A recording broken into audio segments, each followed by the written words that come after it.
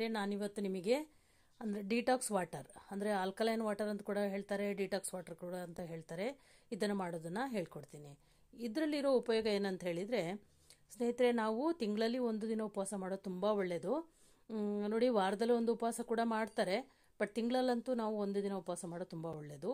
ಉಪವಾಸ ಅಂದರೆ ಉಪವಾಸದಲ್ಲಿ ತುಂಬ ವಿಧಗಳಿದೆ. ಅದರಲ್ಲಿ ನಾವು ಈಗ ಕೆಲವೊಂದು ಫ್ರೂಟ್ ತಿಂದು ಉಪವಾಸ ಮಾಡ್ಬೋದು. ಹಾಗೆ ನಾವು ಏನೇ ಉಪವಾಸ ಮಾಡಿದ್ರು ಕೂಡ ಅದ್ರ ಜೊತೆಗೆ ನೀರನ್ನು ಇಂಟೇಕ್ ಮಾಡೋದು ತುಂಬ ಮುಖ್ಯವಾಗಿರುತ್ತೆ. ಯಾಕಂದರೆ ನೀರು ಜಾಸ್ತಿ ತಗೋಬೇಕು. ನಾವು 3-4 ಲೀಟ್ರ್ ನೀರನ್ನಾದರೂ ನಾವು ತಗೊಳ್ಳೇಬೇಕಾಗುತ್ತೆ. ಹಾಗಾಗಿ ಆ ನೀರಲ್ಲಿ ನಮಗೆ ಅಂದರೆ ಬರೀ ನೀರನ್ನೇ ನಮಗೆ ಕುಡಿಯಲಿಕ್ಕೆ ಆಗೋದಿಲ್ಲ. ಸೊ ಅದನ್ನು ನಾವು ಏನು ಮಾಡಬೇಕಂತ ಹೇಳಿದರೆ, ಈ ಥರ ಇದರಲ್ಲಿ ಇರುವಂಥ ನಮಗೆ ವೆಯ್ಟ್ ಲಾಸ್ಗೆ ಯಾವುದು ಹೆಲ್ಪ್ ಆಗುತ್ತೆ ಅನ್ನೋವಂಥ ಐಟಮ್ಗಳನ್ನು ಹಾಕಿ ನಾನು ಇದರಲ್ಲಿ ನಿಮಗೆ ಡಿಟಾಕ್ಸ್ ವಾಟರ್ನ ಮಾಡೋದನ್ನು ಹೇಳ್ಕೊಡ್ತೀನಿ. ಹಾಗೆ ನೋಡಿ, ನಾವು ಮಧ್ಯಾಹ್ನ ತನಕ ಇದು ಕೆಲವರು ಅಂತ ನೀರೇ ಕುಡಿಬಾರ್ದು, ಆ ಥರ ಉಪವಾಸ ಮಾಡಬೇಕಂದ್ರೆ ಅದು ತಪ್ಪು. ಯಾಕಂದರೆ ನಮಗೆ ಹೊಟ್ಟೆ ಖಾಲಿ ಬಿಟ್ಟಲ್ಲಿ ಏನಾಗುತ್ತೆ ಅಂದರೆ ಗ್ಯಾಸ್ ತುಂಬಿಕೊಳ್ಳುತ್ತೆ. ಅದು ಮಾರನೇ ದಿನ ಊಟ ಮಾಡುವಾಗ ನಮಗೆ ಹೊಟ್ಟೆ ನೋವು ಅಥವಾ ಗ್ಯಾಸ್ಟ್ರಿಕ್ಕು ಪ್ರಾಬ್ಲಮ್ ಬರುತ್ತೆ. ಹಾಗಾಗಿ ಆ ಥರ ಮಾಡಬಾರ್ದು. ನೀರನ್ನು ಆದಷ್ಟು ಜಾಸ್ತಿ ತಗೊಳ್ಳೋದು ತುಂಬ ಒಳ್ಳೆಯದು. ತಗೊಂಡಾಗ ಏನಾಗುತ್ತೆ, ನಮ್ಮ ಹೊಟ್ಟೆ ಎಲ್ಲ ಕ್ಲೀನಾಗಿ ತಿಂಗಳಿಡೀ ನಾವು ಏನು ತಿಂದಿರ್ತೀವಿ ಅದೆಲ್ಲ ಕ್ಲೀನಾಗಿ ಎಲ್ಲ ಹೊರಗಡೆ ಹೋಗೋದ್ರಿಂದಾಗಿ ನಮಗೆ ಫ್ರೀ ಅನಿಸುತ್ತೆ. ಹಾಗೆ ವೆಯ್ಟ್ ಲಾಸ್ ನಾವು ಮಾಡಬೇಕು ಅಂತ ಸ್ಟೆಪ್ ತಗೊಂಡವರು ಮೊದಲ ಹೆಜ್ಜೆ ಇದಾಗಿರುತ್ತೆ. ಇದನ್ನು ಮಾಡಿ ನಂತರ ನೀವು ಏನೇ ಪ್ರೊಸೀಜರ್ ಮಾಡಬೇಕಂದ್ರೂ ಮಾಡಿದರೆ ತುಂಬ ಇದರಲ್ಲಿ ಹೆಲ್ಪ್ ಆಗುತ್ತೆ. ಸ್ನೇಹಿತರೆ, ಬನ್ನಿ ಹೇಗೆ ಮಾಡೋದಂತ ಹೇಳ್ಕೊಡ್ತೀನಿ. ಸ್ನೇಹಿತರೆ, ಮಾಡೋಣ. ನೋಡಿ, ಇದು ನಮ್ಮ ಆಲ್ಕಲೈನ್ ವಾಟರ್ ಅಂದರೆ ಡಿಟಾಕ್ಸ್ ವಾಟರ್ನ ರಾಣಿ ಇವಳು. ಇದು ಜಗ್ಗಿಲ್ಲ ಅಂತ ಹೇಳಿದ್ರೆ ನಾವೇನು ಮಾಡೋಕ್ಕಾಗೋದಿಲ್ಲ. ಹಾಗಾಗಿ ಇದಕ್ಕೆ ನಾನು ರಾಣಿ ಅಂತ ಹೆಸರಿಟ್ಟಿದ್ದೀನಿ. ನೋಡಿ ಸ್ನೇಹಿತರೆ, ಇದರಲ್ಲಿ ನಾನು ನೀರು ಹಾಕಿದ್ದೀನಿ, ಕಾಯಿಸಿ ಆರಿಸಿರೋ ನೀರು ಹಾಕಿದ್ದೀನಿ. ನೀವು ಯಾವ ನೀರು ಬೇಕಾದ್ರೂ ತೊಗೊಳ್ಬೋದು, ಆದರೆ ಫ್ರಿಜ್ಜಿನ ನೀರು ಮಾತ್ರ ತೊಗೊಳ್ಳೋ ಹಾಗಿಲ್ಲ. ಆಯಿತಾ? ಬನ್ನಿ ಸ್ನೇಹಿತರೆ, ಇದಕ್ಕೆ ನಾನು ಸ್ವಲ್ಪ ಸಾಂಬಾರು ಸೊಪ್ಪನ್ನು ಹಾಕೋಣ. 1 ಹಿಡಿಯಷ್ಟು ಸಾಂಬಾರು ಸೊಪ್ಪು ತೊಗೊಂಡಿದ್ದೀನಿ. ಹಾಗೆ ಇದಕ್ಕೆ ನಾನು ಕ್ಯಾರೆಟನ್ನು ತೊಗೊಂಡಿದ್ದೀನಿ. ಕ್ಯಾರೆಟ್ ಆಪ್ಷನಲ್, ನಿಮ್ಗೆ ಇಷ್ಟ ಆದಲ್ಲಿ ತೊಗೊಳ್ಳಿ.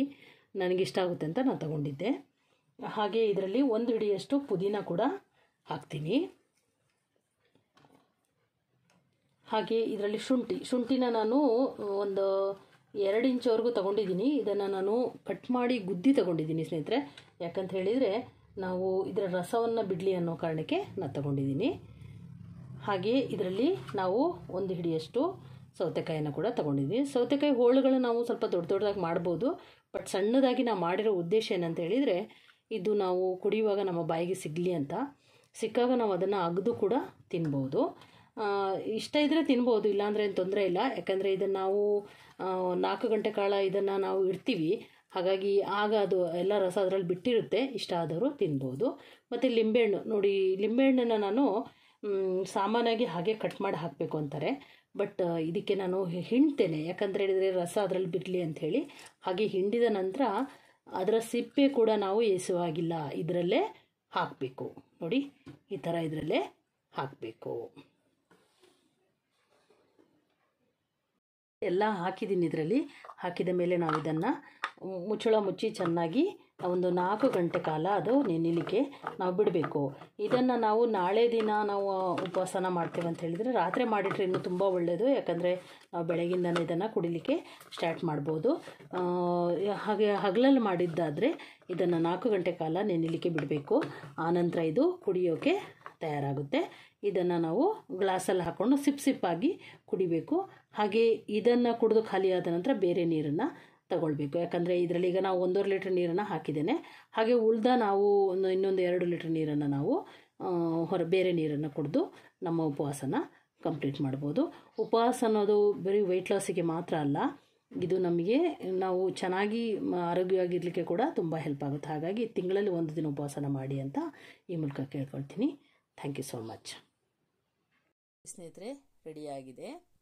ಈಗ 4 ಗಂಟೆ ಕಳೆದಿದೆ. ಈಗ ಕುಡಿಲಿಕ್ಕೆ ರೆಡಿಯಾಗಿದೆ. ಈ ಥರ ಮಾಡಿ.